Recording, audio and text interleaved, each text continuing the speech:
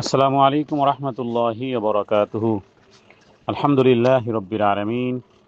শুরু হচ্ছে কোরআনে বর্ণিত 25 জন নবীর দোয়া সমূহের মধ্য থেকে আজকের আমরা দ্বাদশ পর্ব। আজকে আমরা পাঠ করব, জানবো হজরতে দাউদ আলী সালাতু ওয়াসসালামের দোয়া। হজরতে দাউদ আলী সালাতু ওয়াসসালাম তিনি আল্লাহ তাআলার একজন মহান নবী এবং তিনি একজন রাসূল, নবী এবং রাসূল। নবী কাদেরকে বলা হয়? নবী বলা হয় যিনি পূর্ববর্তী কিতাবে অনুসরণ করেন, আর রাসূল বলা হয় যাকে নূতন কিতাব দেওয়া হয়। তাহলে নবীও রাসূলও। দাউদ আলাইহিস সালাতু ওয়াস সালাম তিনি সেইভাবে একজন নবীও ছিলেন, রাসূলও ছিলেন, কারণ তার উপরে কিতাব নাজিল হয়েছিল। সেই কিতাবটির নাম হলো জাব্বুর। হযরতে দাউদ আলাইহিস সালাতু ওয়াস সালাম তিনি একাধারে নবী ছিলেন, আবার রাজাও ছিলেন, আবার প্রধান বিচারপতিও ছিলেন, দেশের প্রধান বিচারপতিও ছিলেন। এবং তিনি হজরতে ইয়াকুব আলাইহিসসালাতু ওয়াসসালামের বংশধর। এবং দাউদ আলাইহিসসালাতু ওয়াসসালামের ছেলের নাম হলো হজরতে সুলাইমান আলাইহিসসালাতু ওয়াসসালাম, যিনি তার স্থলাভিষিক্ত পরবর্তীকালে নবী হন হজরতে সুলাইমান আলাইহিসসালাতু ওয়াসসালাম। আল্লাহ তাআলা তার উপরে জাব্বুর কিতাব নাজিল করেছিলেন, আর আল্লাহ তাআলা তাকে এক অপূর্ব কণ্ঠস্বর দিয়েছিলেন। হযরতে দাউদ আলাইহিসসালাতু ওয়াসসালাম তিনি সেই জাব্বুরকে দিনরাত তেলাওয়াত করতেন, এবং তার কণ্ঠস্বর এতটাই সুমধুর ছিল। কোরআনুল কারীমে এ বিষয়ে বলা হয়েছে যে তিনি যখন জাব্বুর কিতাব পাঠ করতেন, পাহাড়েও গুঞ্জন আসতো, পাহাড়েও, যেটাকে আমরা জড় পদার্থ বলি শরীয়তের দৃষ্টিতে, ইসলামের গবেষণায়, এবং এটা বিজ্ঞান এখন প্রমাণ করেছে যে জীব পদার্থ আর জড় পদার্থ নামে আমরা ছোটকালে যা পড়েছি, তো জড় পদার্থের মধ্যেও সঞ্জীবনী শক্তি আছে। কারণ রাসূলুল্লাহ সাল্লাল্লাহু আলাইহি ওয়াসাল্লাম হাদিস দ্বারা প্রমাণিত, নবীজি উহুদ পাহাড়কে দেখে বলেছিলেন যে এই পাহাড় আমাদেরকে ভালোবাসে, আমরা ওকে ভালোবাসি। তাহলে একটা পাহাড় যেটা স্টিল এখনো আছে মদিনাতে, উহুদ পাহাড়কে ভালোবাসা বা কোনো নিজের চেয়ার টেবিলকে ভালোবাসা, এটা মানায় যে আমার চেয়ারটি পছন্দের, আমার টেবিলটি পছন্দের, গ্লাসটি আমার পছন্দের, কিন্তু আমি যদি বলি যে গ্লাসটিও আমাকে পছন্দ করে, তাহলে বিষয়টি একটু ভিন্ন। তো পাহাড়কে ভালোবাসা এটা হতেই পারে, কিন্তু নবীজি যখন বলেছেন যে পাহাড়ও আমাদেরকে ভালোবাসে, তো জব্বুর কিতাব তিনি যখন তেলাওয়াত করতেন গুঞ্জন উঠত পাহাড়েও। তার মানে এরপরে পাখিরাও তার সাথে তাসবিহ পাঠ করত। সূরা সাবার ভিতরে আয়াত আছে, সূরা আম্বিয়ার ভিতরে আয়াত আছে, কারণ আয়াত দ্বারা প্রমাণিত। তো আল্লাহ তাআলা হযরতে দাউদ আলাইহিস সালাতু ওয়াস সালাম তিনি রাষ্ট্র ক্ষমতায় অধিষ্ঠিত থেকেও, প্রধান বিচারপতি হওয়ার পরেও তিনি নিজ হাতে কর্ম করতেন, নিজ হাতে কামাই করতেন বলা যেতে পারে। নিজের শৈল্পিক ব্যবহার করে তিনি আর্ন করতেন, এবং লোহার উপরে তার বিশেষ দক্ষতা, লোহার উপরে আল্লাহ তাআলা তাকে বিশেষ ক্ষমতা দিয়েছিলেন, যে তিনি খুব তাড়াতাড়ি লোহা গলাতে পারতেন, আর সেগুলো দিয়ে তিনি লোহার বর্ম, যুদ্ধের জন্য ঢাল, তরবারি, এমনকি যুদ্ধের পোশাক লোহার, ইত্যাদি তিনি এই কাজে খুব পারদর্শী ছিলেন হযরতে দাউদ আলাইহিস সালাতু ওয়াস সালাম।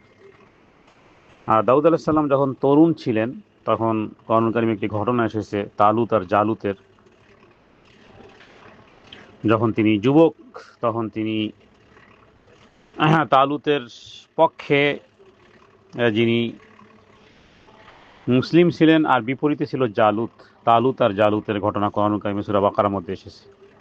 তো জালুত ছিল বিশাল আকৃতির, এবং শক্তিতেও ছিল বীর পাহলোয়ান, এবং কেউ তার সামনে যাওয়া, তাকে ধরাশায়ী করা কল্পনাও করতো না। আল্লাহ তাআলা তাকে শারীরিক ক্ষমতা, দৈহিক, তার ফিজিক্যাল সাইজ বলা যেতে পারে সাধারণ মানুষের চেয়ে অনেক বড়, এবং যুদ্ধের ময়দানে সে একেবারে যুদ্ধের পোশাক পরিহিত অবস্থায় এসেছে, শুধু চোখ দুটো খোলা ছিল। আর দাউদ আলাইহিস সালাতু ওয়াস সালাম তিনি রশির মাথায় ছোট্ট পাথর বেঁধে ঘুরাতে ঘুরাতে ঘুরাতে ঘুরাতে ঘুরাতে এমনভাবে দ্রুতভাবে সেটাকে ছুঁড়ে মারতে পারতেন, এবং সুনির্দিষ্ট পয়েন্টে, যেটা তার লক্ষ্য ভ্রষ্ট হতো না। আর হযরত দাউদ আলাইহিস সালাতু ওয়াস সালাম তিনি এইভাবেই একেবারে এমনভাবে মার্ক করে মারেন যে জালুতের একেবারে চোখে গিয়ে লাগে, এবং প্রচণ্ড আঘাত সইতে না পেরে এই ভয়ঙ্কর যোদ্ধা বা একে ধরাশায়ী করেন।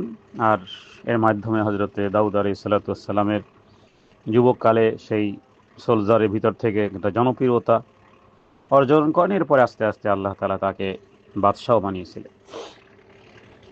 হযরতে দাউদ আলাইহিস সালাতু ওয়াস সালামের কথা কোরআনে যেমন এসেছে, হাদিসেও বিভিন্নভাবে উপমা উদাহরণের ক্ষেত্রে রাসূলুল্লাহ সাল্লাল্লাহু আলাইহি ওয়াসাল্লাম তার কথা উল্লেখ করেছেন। আল্লাহ তাআলা তাকে জ্ঞানের বা হিকমত বা জ্ঞানের গভীরতা এবং বিচার করার মতন একটা ন্যায় পরায়ণতা ইত্যাদি আল্লাহ তাআলা তাকে দিয়েছিলেন।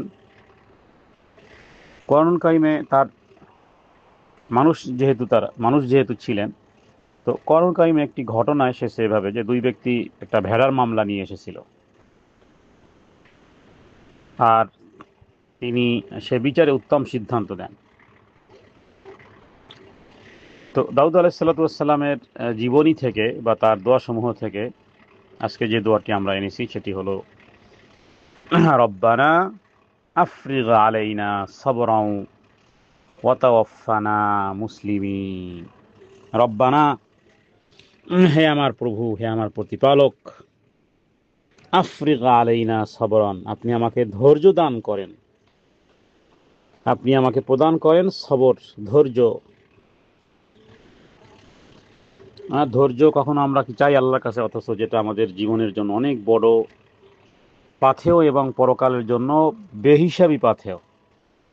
সব কাজে আমরা জলদিবাজি। রাসূলুল্লাহ সাল্লাল্লাহু আলাইহি ওয়াসাল্লাম বলেছেন যে আল আজিলু মিনাশ শাইতান, জলদিবাজি শয়তান থেকে প্রকাশ পায়। সব কাজে জলদিবাজি, এটা হলো শয়তান থেকে প্রকাশ পায়। তো পৃথিবীর আপনি দিকে তাকালে দেখবেন যে চন্দ্র, সূর্য, গ্রহ, নক্ষত্র, গাছপালা, তরুলতা ওই রকমের টু ফাস্ট, মানে আমাদের মতন টু ফাস্ট নেই। স্লো গতিতে চলতেছে, কিন্তু অনবরত চলতেছে, এবং তারা সাকসেস। সব কিছু এভাবেই চলবে।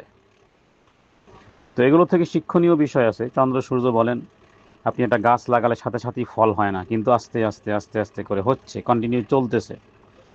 এক ধরনের ঘড়ির মতন, কিছু ঘড়ি আছে যে সেকেন্ডের কাঁটা দেখায় না, মিনিটের কাঁটা আছে, ঘন্টার কাঁটা আছে, বাট সেটা কিন্তু রানিং, মুভ হচ্ছে স্লোলি স্লোলি, যেটা প্রথম দৃষ্টিতে দেখা যায় না, কিন্তু একটু পরে তাকিয়ে দেখবেন যে আস্তে আস্তে আস্তে করে তার জায়গা পরিবর্তন হচ্ছে।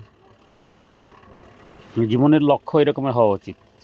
কচ্ছপ আর খরগোশের গল্পের কথা আপনাদের সবার মনে আছে। এক লাফে বহুত কিছু করে ফেলবো না, ওই কচ্ছপের মতন আস্তে আস্তে করে। এবং হাদিস থেকে ওর সাপোর্ট পাওয়া যায়। রাসূলুল্লাহ সাল্লাল্লাহু আলাইহি ওয়াসাল্লাম বলেছেন, আহাব্বুল আমালি ইলাল্লাহ আদওয়ামুহা ওয়া ইন ক্বাল্লাহ। আল্লাহ তাআলার কাছে অধিক প্রিয় ওই আমল, যে আমল 2-4 দিন করা হয় এরপরে বন্ধ হয়ে যায় না, ওই রকমের আমল আল্লাহর কাছে পছন্দ। আল্লাহর কাছে পছন্দ হলো যে যদিও অল্প হয় কিন্তু সদা সর্বদা করে যাচ্ছে। তো প্রকৃতি থেকে শিক্ষণীয় বিষয়গুলো আছে। তো দাউদ আলাইহিস সালাতু ওয়াস সালাম তিনি আহ, আল্লাহ তাআলার কাছে তার জীবনী থেকে এবং তার বিশেষ করে বুখারীতে, মুসলিমে রাসূলুল্লাহ সাল্লাল্লাহু আলাইহি ওয়াসাল্লাম তার খুব বেশি প্রশংসা করেছেন যে তিনি একদিন রোজা রাখতেন আর আরেকদিন রোজা ভেঙে দিতেন, এবং হাদিসে এটাকে সর্বোত্তম রোজা হিসেবে উল্লেখ করা হয়েছে।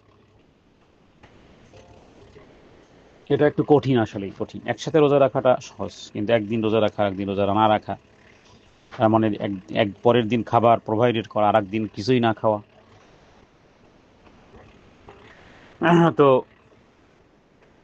এবং তার যেই বিচারগুলো ছিল এবং সে বিচারগুলো করতেন আবার আত্মসমালোচনা নিজের, হ্যাঁ, নিজের আত্মসমালোচনা করা। সূরা সাদের ভিতরে, সূরা সদ 23 নম্বর পারার সূরা সদের ভিতরে ঘটনাটি এসেছে যে দাউদ আলাইহিসসালাম তিনি একদিন ইবাদতে নিমগ্ন ছিলেন এবং সুনির্দিষ্ট তার টাইমটা ছিল সুনির্দিষ্ট, মানে সুনির্দিষ্ট টাইমে ঘুমানো, সুনির্দিষ্ট টাইমে ওঠা, সুনির্দিষ্ট টাইমে ইবাদত, একেবারে রাইফেলের গুলির মতন। আলহামদুলিল্লাহ, অনেকে এমন লাইফ যারা গড়েছেন তারা সত্যি দুনিয়ার জন্য এই লাইফ গড়লে সাকসেস, পরকালের জন্য এরকমের লাইফ গড়তে পারলে আরও বেশি সাকসেস। যদি আমরা এরকমের অনেকে পাই না, কিন্তু আসলে জীবনটা একটা 24 ঘন্টা একটা রুটিন অনুযায়ী হওয়া উচিত, যে আমার এই সময় আমার খাওয়া, এই সময় আমার ঘুম, এই টাইমে আমার সালাত সুনির্দিষ্ট। এবং তিনি সামান্য কিছু সময় দুপুরের জন্য বের করতেন, যেটাকে হাদিস থেকে পাওয়া যায় কাইলুলা, একটু বিশ্রাম নেওয়া। তো তিনি বিশ্রাম নিচ্ছিলেন, তো নিরাপত্তা বেষ্টনী ভেদ করে দুই ব্যক্তি সেখানে ঢুকে পড়ে। তো এরপরে তারা কি, তারা হলো একে অপরের বিবাদমান। তো এখন বিষয় হলো যে নিরাপত্তা বেষ্টনী ভেদ করে কিভাবে ঢুকতে পারলো, লোকজন কোথায় ছিল, বা এমন এমন জায়গাতে যেখানে সব কিছু বন্ধ, তারপরও কিভাবে ঢুকলো।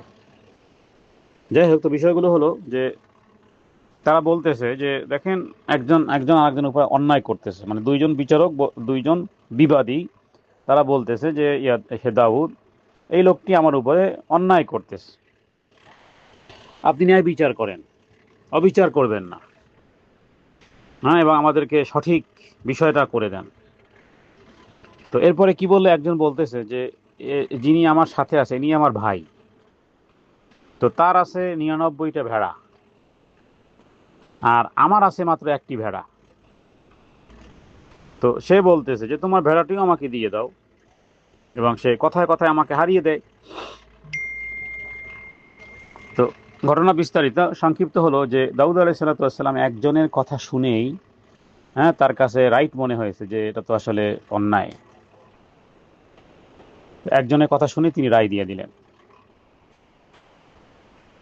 হ্যাঁ, যেহেতু ভেড়ার দাবি, আবার অবিচার করতেছে, একে অপরের জুলুম করতেছে, তো দাউদ আলাইহিসসালাম একজনের কথা শুনে তিনি রায় দিয়ে দিলেন, যেটা তো তাহলে এটা তার প্রাপ্য।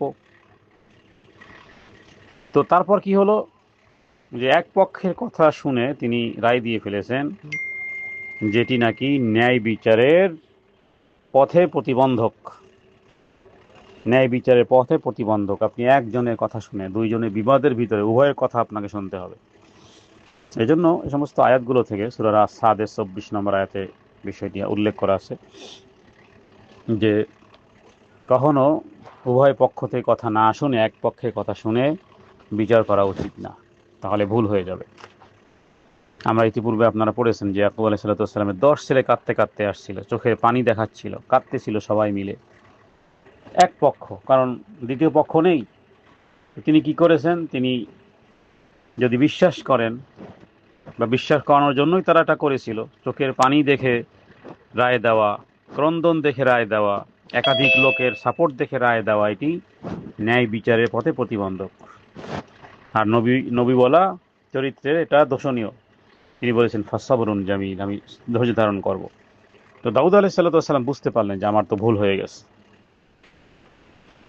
তিনি সাথে সাথে বুঝে ফেললেন এবং তওবা করলেন, এবং তিনি বুঝতে পারলেন যে এটা আল্লাহর পক্ষ থেকে পরীক্ষা। তিনি আল্লাহ তাআলার কাছে ক্ষমা চাইলেন, রুকু করলেন, তওবা করলেন। তো যেহেতু তিনি বিচারক ছিলেন, নবী আবার বিচারক, তো বিচারের ক্ষেত্রে যেন উভয় পক্ষের কথা যেন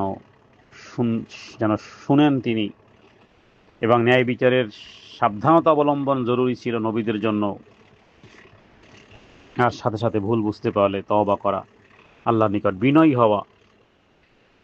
আর আরেকটি বিষয় ছিল যে অধিকাংশ মানুষ সম্পদ বা ক্ষমতা পেলে অন্যদের উপরে জুলুম করে, এটিও বহুল প্রচলিত।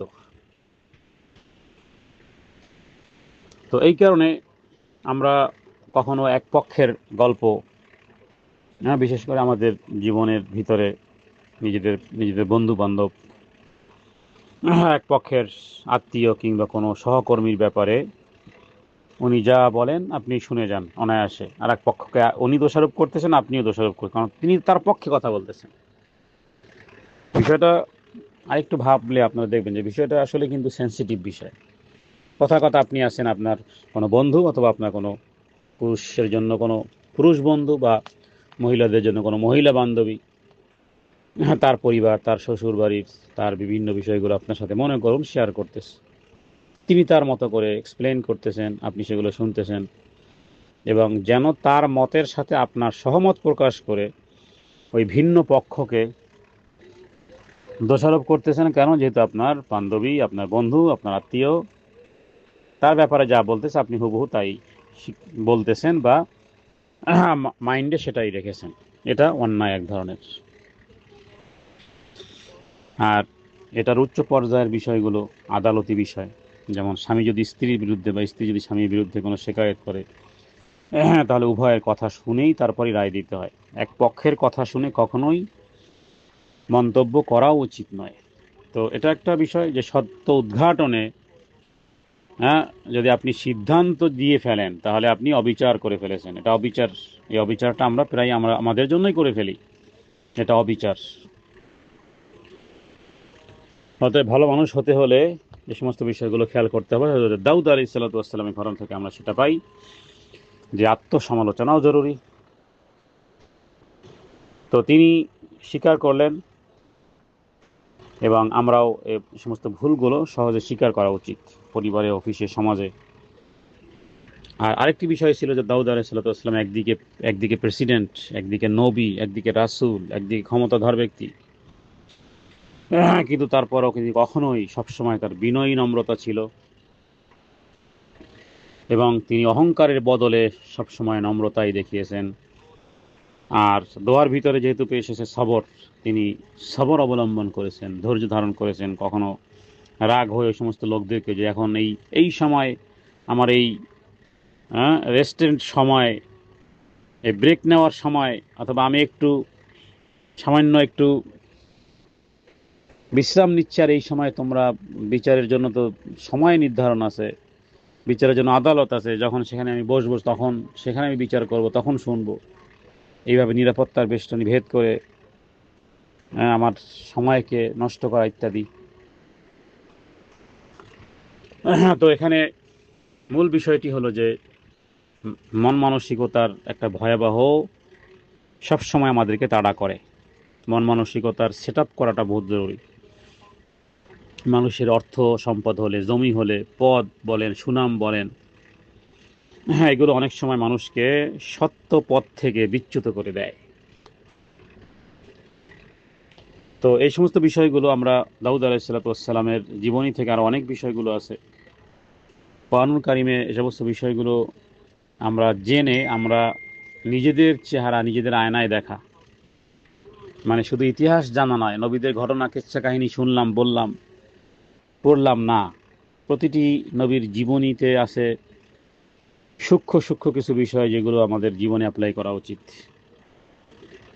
অতএব আমরা আমাদের নিজেদের এই বিচার অভ্যাস, ক্ষমতার ব্যবহার, অহংকার, বিচারহীন রায়, অথবা কারো ব্যাপারে যখন তখন যা কিছু মন্তব্য এবং আত্মসমালোচনা না করা ইত্যাদি, এগুলো ভয়াবহ।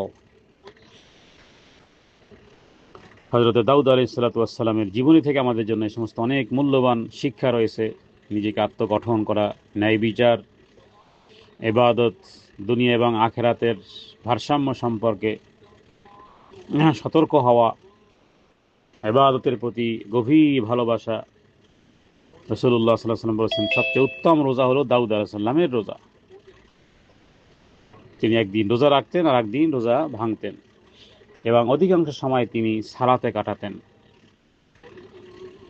তাহলে সময় এবং শক্তি থাকতে আমাদের উচিত ইবাদতের মধ্যে সময় ব্যয় করা। কারণ একটা সময়, এখন যতটুকু আছেন, যে যে লেয়ারে আছেন, যে যে লেয়ারে আছেন, যিনি যুবক তিনি একটা লেয়ারে আছেন, যিনি বয়বৃদ্ধ হয়ে গেছেন, 50-60 হয়ে গেছে, সামনের দিনগুলোতে আরও কিছু তো খারাপ হতে পারে। যিনি প্যারালাইসিস হয়ে গেছেন তিনি তো বসেও সালাত আদায় করতে পারবেন না। হ্যাঁ, কারো জবানের লক হয়ে গেছে কথার কথা, কেউ আইসিইউতে আছে, সে তো সুবহানাল্লাহ আলহামদুলিল্লাহ আল্লাহ আকবার বলারও ক্ষমতা সে হারিয়ে ফেলেছে। তাহলে এই কারণে বয়স কোনো ম্যাটার নয়। যে যে অবস্থাতে আছে সে যেন যতটুকু সময় আছে আর শক্তি আছে, সময় আছে শক্তি আছে, চাই কম সময় হোক কম শক্তি হোক, ইবাদতের মধ্যে নিয়োজিত করা।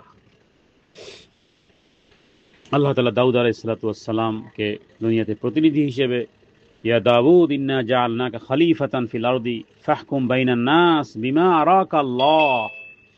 ও দাউদ, তোমাকে আমি দুনিয়াতে প্রতিনিধি করে পাঠিয়েছি, মানুষের মধ্যে সত্যের ভিত্তিতে বিচার করবে। এবং কখনোই শুনে রাখো, ওয়ালা তাত্তাবি আহওয়া, কখনো প্রবৃত্তি অনুসরণ করবে না। তাহলে এই কথাগুলো কি নবীদের জন্য শুধু? না, আমাদের জন্য। নবীরা সত্যবহিত মিথ্যার পথে চলেননি, তারা প্রবৃত্তির অনুসরণও করেননি, বরং আমরাই সত্যের খোলস, কিন্তু মিথ্যার মিথ্যার অবয়ব, সত্যের শুধু খোলস। আর প্রবৃত্তির অনুসরণ আমরা করি নিজের পক্ষ থেকে, নিজের ইচ্ছা, নিজের পক্ষপাত, নিজেদের আবেগ, যেগুলো ন্যায়ের পথে এক ধরনের প্রতিবন্ধক। তো হযরত দাউদ আলাইহিস সালাতু ওয়াস সালাম এই ভেড়ার ঘটনায় দাউদ আলাইহিস সালাম সাথে সাথে সিজদায় লুটিয়ে পড়ে তওবা করেছিলেন। এজন্য কোনো ভুল হওয়াটা স্বাভাবিক। আত্মসমালোচনা করা, ক্ষমা চাওয়া, সংশোধনের সদিচ্ছা, এটা হলো নবীওয়ালা গুণ, নবীওয়ালা আখলাক। কিন্তু আমরা পাই না কেন? আমাদের ইগোর সমস্যার কারণে পাই না। যাই হোক, আল্লাহ তাআলা তাকে ধন সম্পদ রাজত্ব থাকা সত্ত্বেও তিনি ছিলেন নম্র, এবং তিনি সবকিছু থাকার পরেও সম্মান ছিল, ক্ষমতা ছিল, ধন ছিল, রাষ্ট্র ছিল, তারপর তিনি একজন বান্দা হিসেবে, স্বাভাবিকভাবেই একজন ব্যক্তি হিসেবে তিনি জীবনযাপন করতেন। এবং বলা যেতে পারে কামার কুমারের কাজ, যেটা আমাদের দেশে কোনো পদই মনে করা হয় না। যারা লোহার দাও কাচি বানায়, লোহা পুরায়, এদেরকে আমাদের দেশে কামার বলে। কামার কুমার মানে এটাকে কোনো সম্মানজনক পদ, কিন্তু সম্মানজনক পদ যেই হোক না কেন, তিনি যদি নিজের হাতের কামাই করতেছে, হালাল হালাল ইনকাম করতেছে, এটা হালাল ইনকাম, তো অনেক বড় পদ, অনেক বড় সম্মানের পদ এটি। কারণ তিনি হালাল হালাল পথে ইনকাম করতেছেন। দাউদ আলাইহিস সালাতু ওয়াস সালাম তিনি এই রকমের এই লোহার কাজ করতেন। এবং তার কণ্ঠ, তিনি তাসবিহ পাঠ করতেন আল্লাহ তাআলার নামে, এবং আল্লাহ তাআলা তাকে কণ্ঠ দিয়েছিলেন। তো দাউদ আলাইহিস সালাতু ওয়াস সালামের জীবনী থেকে আমরা বলবো যে ক্ষমতার শীর্ষে থেকে যদি কেউ আল্লাহর দরবারে কাঁদতে পারে, বিনয় নম্রতা হতে পারে, তাহলে সেই আসল নেতা এবং আসল মানুষ। নবী দাউদ আলাইহিস সালাতু ওয়াস সালাম সম্পর্কে আমরা মোটামুটি জানতে পারলাম। আল্লাহ তাআলা তাকে সম্মানিত করেছিলেন, দায়িত্বপ্রাপ্ত করেছিলেন, এবং আল্লাহ তাআলা তাকে এ সমস্ত এগুলো মুজিজাও ছিল, যে তিনি পাঠ করলে এত সুন্দর কণ্ঠ, এটা মুজিজা। এবং দাউদ আলাইহিস সালাতু ওয়াস সালামের সঙ্গে সকাল সন্ধ্যা তিনি যখন তাসবিহ পাঠ করতেন, জাব্বুর পাঠ করতেন, পাখিরা দলবদ্ধভাবে তার সঙ্গে তাসবিহ পাঠ করত, লুটে পড়তো সামনে এসে। এগুলো ছিল অলৌকিক মুজিজা। আল্লাহ তাআলা জিকির এবং তেলাওয়াত যদি হৃদয় থেকে হয়, তাহলে তার প্রভাব শুধু মানুষের হৃদয় নয়, প্রকৃতির উপরেও পড়ে। আপনার নিজের উপর আগে পড়বে। কোরআনুল কারীম দেখে অর্থসহ যখন আপনি খুব হৃদয় দিয়ে যখন আপনি পাঠ করবেন, সত্যি এর প্রভাব আপনার হৃদয়ে আগে আসবে ইনশাআল্লাহ। তাহলে আরেকটি বিষয় ছিল যে তিনি একটা ব্যালেন্স, দুনিয়ার জীবনে এক ধরনের ব্যালেন্স, মানে দুনিয়া এবং আখিরাতের মধ্যে একটা ব্যালেন্স করে চলেছেন। রাজত্ব করেছেন, সৈন্য পরিচালনা করেছেন, বিচারও করতেন, আবার একই সাথে গভীর ইবাদত বন্দিগিতে। আমরা অনেকে খুব বেশি একটু দায়িত্বে থাকলে আমরা বলি যে আমি এত ব্যস্ত, সুপার বিজি। কেউ বিভিন্ন রকমের সুপার বিজির বিভিন্ন অজুহাত দেখালেও দেখা যায় যে তারা ইবাদত বন্দিগির জন্য সময় ব্যয় করতে পারে না।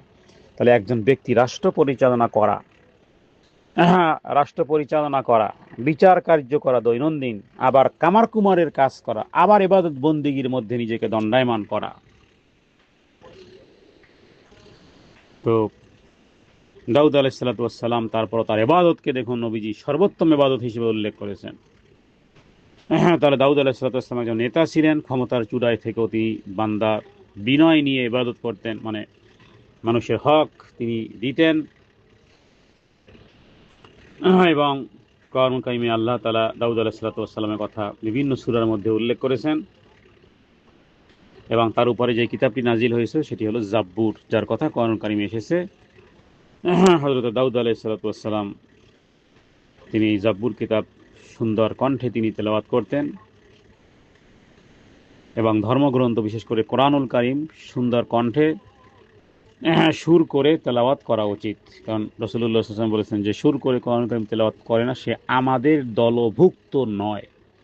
হ্যাঁ, এটা কোনো স্বাভাবিক বিষয় নয়। সুন্দর করে তেলাওয়াত করা, ইহতেমামের সাথে তেলাওয়াত করা, আল্লাহ তাআলা যাকে যেই কণ্ঠ দিয়েছেন সুন্দর করার চেষ্টা করবে, যাতে করে কোরআনুল কারীম সুন্দরভাবে তেলাওয়াত করার ইচ্ছা পোষণ করার চেষ্টা করা। যাই হোক, প্রত্যেকটি বিষয়ের মধ্যে অনেকগুলো কথা আছে, আমরা শুধু বলবো যে হৃদয় থেকে করতে হবে। এবং হযরত দাউদ আলাইহিসসালামের তিনি যেভাবে করে পাঠ করতেন, হৃদয় দিয়ে পাঠ করতেন, যার প্রভাব প্রকৃতির উপরও পড়তো। আল্লাহ তাআলার প্রশংসা, তাসবিহ আর তাওবা এবং অন্তরে স্পর্শী দোয়া ছিল মূলত সমস্ত নবীদের দৈনন্দিন কর্মকাণ্ড। আমরা দাউদ আলাইহিসসালামের একটি দোয়া কোরআনুল কারীম থেকে আমরা এনেছি, আর অন্যান্য গ্রন্থে বা হাদিসের ভিতরে তার আরেকটি দোয়া এরকম পাওয়া যায়, যেটি আল্লাহুম্মা দিয়ে শুরু হচ্ছে, আল্লাহুম্মা জাআল হুব্বুকা আহাব্বা ইলাইয়া মিন নাফসি ওয়া আহলি মিন মাইল বারাদ। হে আল্লাহ, তোমার ভালোবাসাকে আমার নিজের চেয়েও, আমার পরিবার এবং শীতল পানির চেয়েও বেশি প্রিয় করে দাও। মানে আমি আমার রবের ভালোবাসা পৃথিবীর সব কিছু থেকে অ্যাট দ্য টপেরটা চাই। তো এখানে হযরত দাউদ আলাইহিসসালাম আল্লাহর প্রতি এমন গভীর ভালোবাসার কথা ব্যক্ত করেছে যে নিজের জান, নিজের মাল, নিজের পরিবার, নিজের পরিজন, নিজের ছেলে মেয়ে সব কিছু থেকে হৃদয় যেন হয় রবের প্রতি ভালোবাসা। আল্লাহ তাআলার কাছে আমরা প্রার্থনা করি তিনি যেন নবীদের এই চরিত্র, আখলাক আল্লাহ আমাদেরকে দান করেন। হাদা মিন্নি ওয়াল ইলমু ইনদাল্লাহ ওয়া সাল্লাল্লাহু আলা সাইয়্যিদিনা মুহাম্মাদিন নবিয়্যিল উম্মি ওয়া আলিহি ওয়া সাল্লাম। আসসালামু আলাইকুম ওয়া রাহমাতুল্লাহি ওয়া বারাকাতুহু।